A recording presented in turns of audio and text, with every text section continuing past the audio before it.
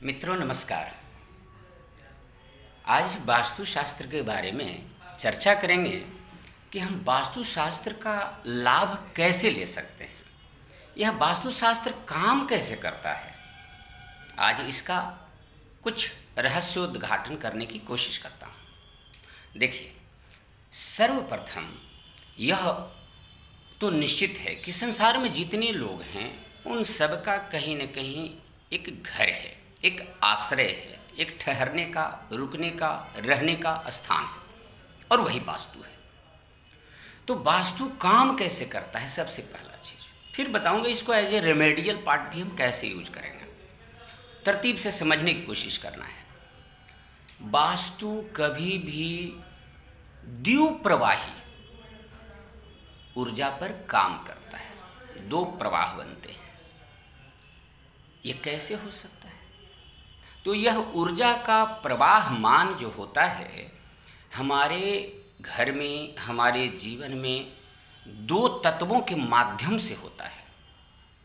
पहला आकाश तत्व और दूसरा पृथ्वी तत्व, क्योंकि इन दोनों के बीच में ही सारा संसार है।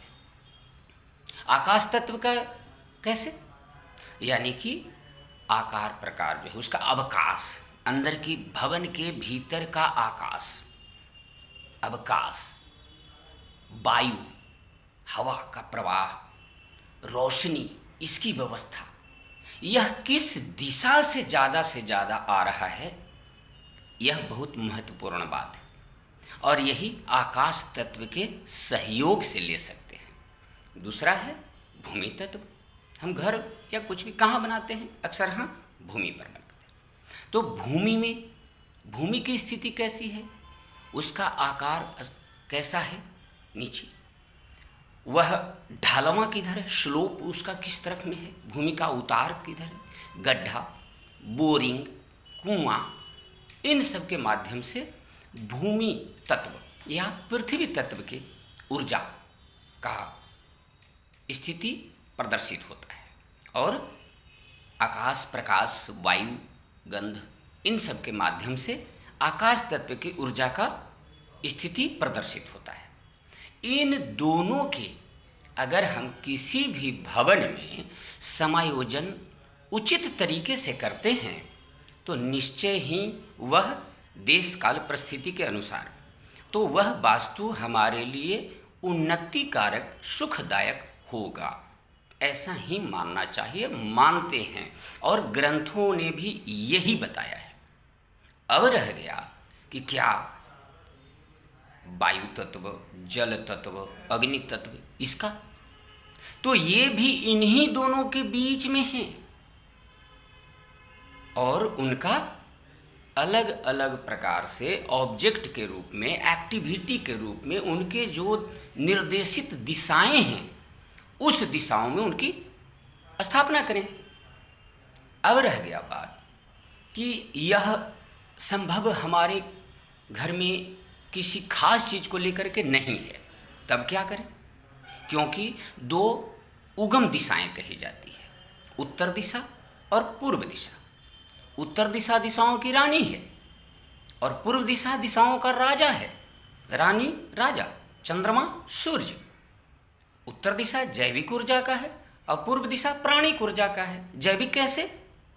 यानी कि उत्तर दिशा में ज्योतिष शास्त्र के अनुसार चंद्रमा की कर्क राशि आती है और उस कर्क राशि में बृहस्पति उच्च के माने जाते हैं और ग्रंथों ने बृहस्पति को जीव कहा है।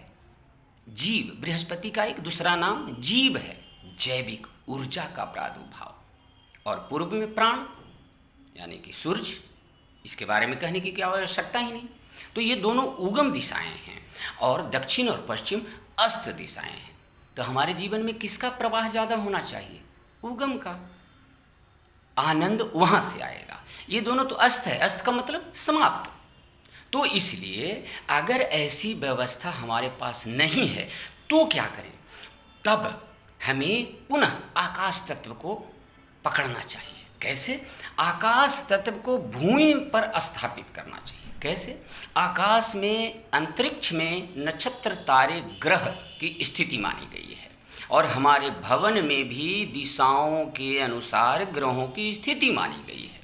तो उन ग्रहों से संबंधित, उन दिशाओं से संबंधित रत्नों का प्रयोग, अन्न का प्रयोग, धातु का प्रयोग, सुगंधित पदार्थों का प्रयोग, खनिज का प्रयोग मयमतम ग्रंथ में सब लिखित है और कई ग्रंथों में भी है।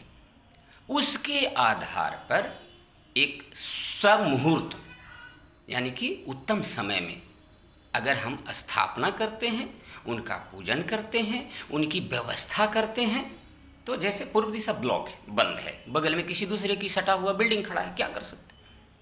तो उस दिशा से संबंधित अंतरिक्ष में जो है उस ग्रह पावर को, ग्रह की शक्तियों को हम धरा पे उनके प्रतिरूप के रूप में, यानी कि जो अभी हमने बताया, पत्थरों के रूप में, धातुओं के रूप में, अन्न के रूप में, खनिज पदार्थों के रूप में, हम उसे धरती पे स्थापित करते हैं। तो उस सबो ताल में जो हमारा भवन है, जो हमारा घर है, उसके जो आकार प्रकार में जो विसंगतियां आई है, जिसके कारण विस्मय स्थिति उत्पन्न हुआ है, उसमें सुधार होता है।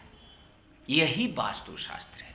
वास्तुशास्त्र अकेला नहीं, इसमें ज्योतिष शास्त्र, योग शास्त्र, आयुर्वेद, इन सब का सम्मिलित स्वरूप अगर हम किसी भी स्पेस में, भवन में, स्थान में, जगह पे अगर प्रयोग करते हैं, निश्चित वह लाभदायक होता है। बाकी तो सब व्यवसाय है।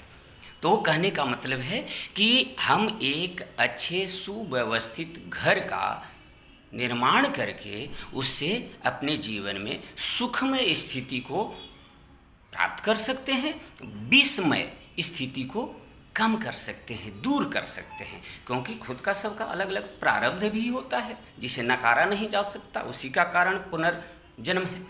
तो इन स्थितियों को, यह हमारे हाथ में है। कुंडली में जो हमारे ग्रह हैं वह हमारे हाथ में नहीं, वह ईश्वरीय शक्ति, वो बाय बर्थ है। लेकिन घर बनाना, घर को संवारना, ये तो हमारे हाथ में है। दिशाओं के अनुसार, देश काल परिस्थिति के आधार पर उनमें हम बहुत कुछ सुधार करते हैं। कुछ लोग ने पिछले पोस्ट में बताया कि ईशान कोण के टॉयलेट को चेंज नहीं कर सकते, हमारी क्षमता ही नहीं। मेरे दोस्त, क्षमता तो तब पता लगता है कि जब किसी विशेष परेशानी में या किसी विशेष बीमारी से जब हम उलझ जाते हैं, तो फिर सारी क्षमता जो हमें दिखती नहीं वो सब उभर के आ जाती है। तो ऐसा कुछ नहीं है। कुछ जगहों पर कंप्रोमाइज़ करना चाहिए और कुछ जगहों पर कंप्रोमाइज़ नहीं करना ही इन फ्यूचर प्रॉफिटेबल होता है, भविष्य के लिए भी लाभकारी होता है। तो बस मुझे इतना ही कहना था। अगर आपको वीडियो अच्छा लगा, लाइक कीजिए, शेयर कीजिए, सब्सक्राइब कीजिए। वीडियो देखने के लिए आपका बहुत बहुत धन्यवाद। नमस्कार।